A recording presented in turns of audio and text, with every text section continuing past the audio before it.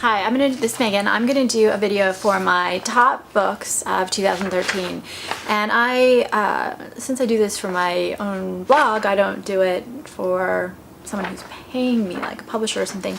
I can do anything I want on this list. So I have one book from 2012, and I have a couple books from before 2012, but most of them I tried to lean very heavily to books that were published in 2013.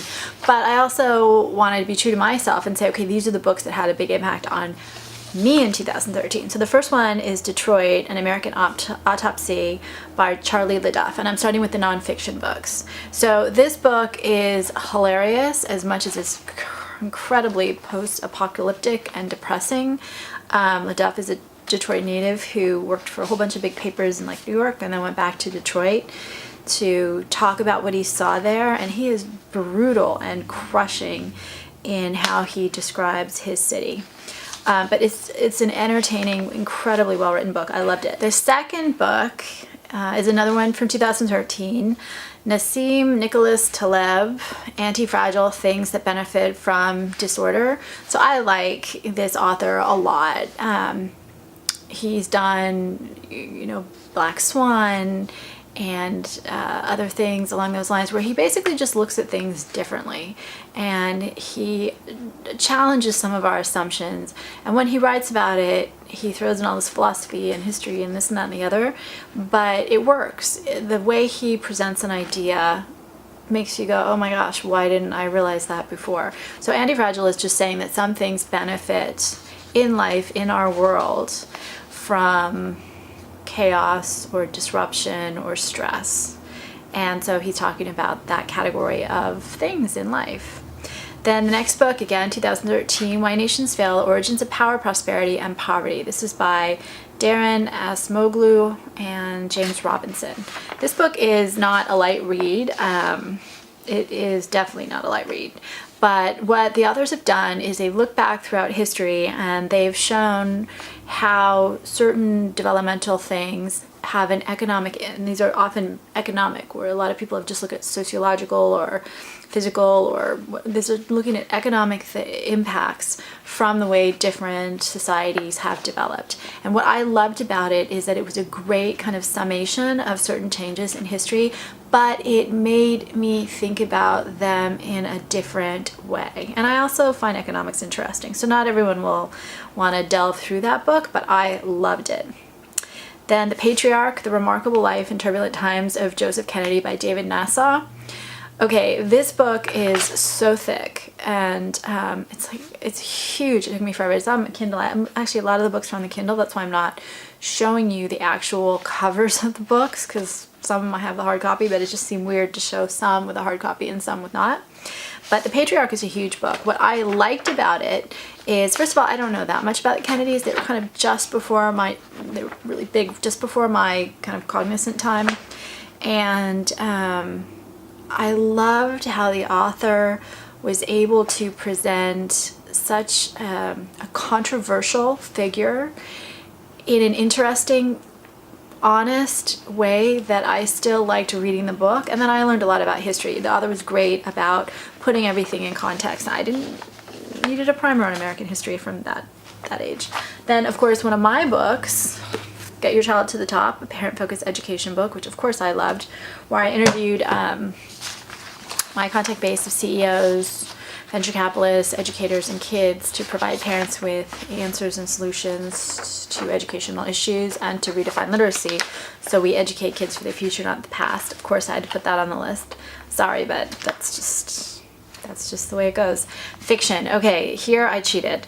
I took a book from 2012 because it was such a big book, and I didn't finish it till 2013.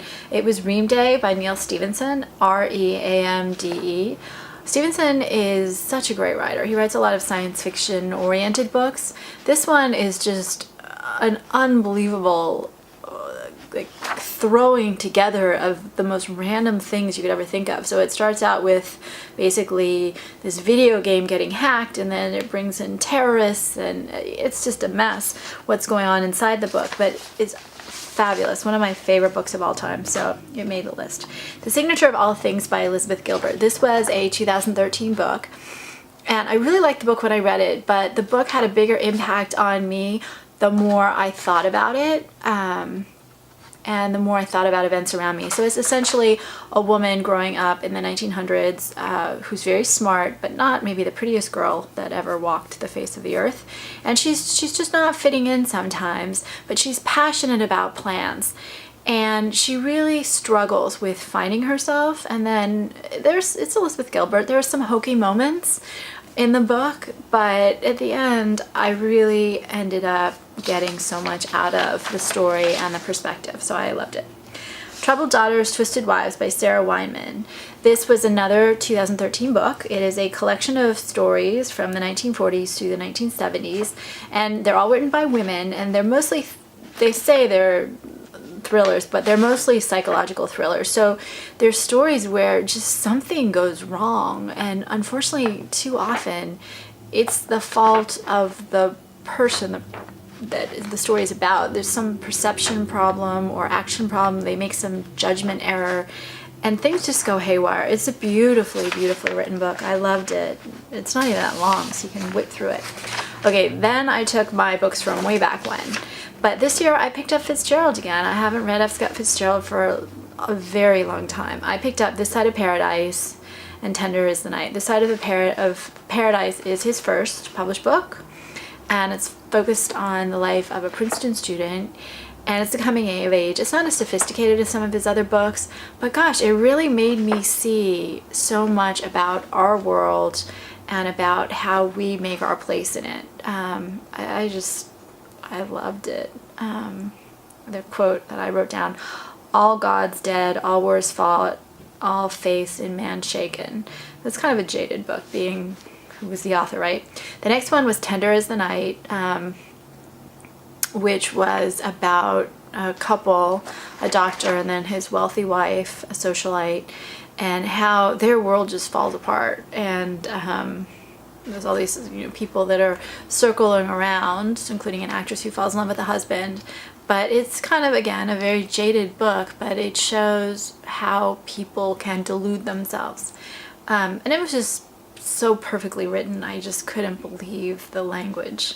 Then my last book from not 2013 is Martin Chuzzlewit by Charles Dickens. I haven't read Dickens for longer than I haven't read F. Scott Fitzgerald, and this was recommended to me. It's about an old man who's got a whole bunch of relatives circling around him trying to con him out of his money, either while he's alive or through his will. And it's a jaded book, really brutal in how it analyzes people, but it's an amazing, very fabulous study. So I love the book. And then the last one is a cheat, but I'm going to throw it in anyway because, like I said, this is my list and I can do what I want.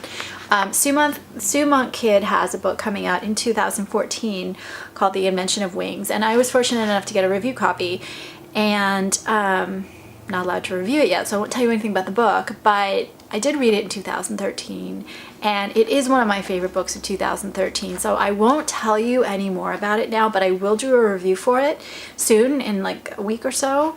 And it is a fabulous book. So those were my books for 2013. Again, not all published in 2013, most were, but these are the books that had a big impact on me. So welcome 2014. I am already starting new books and we'll see what happens.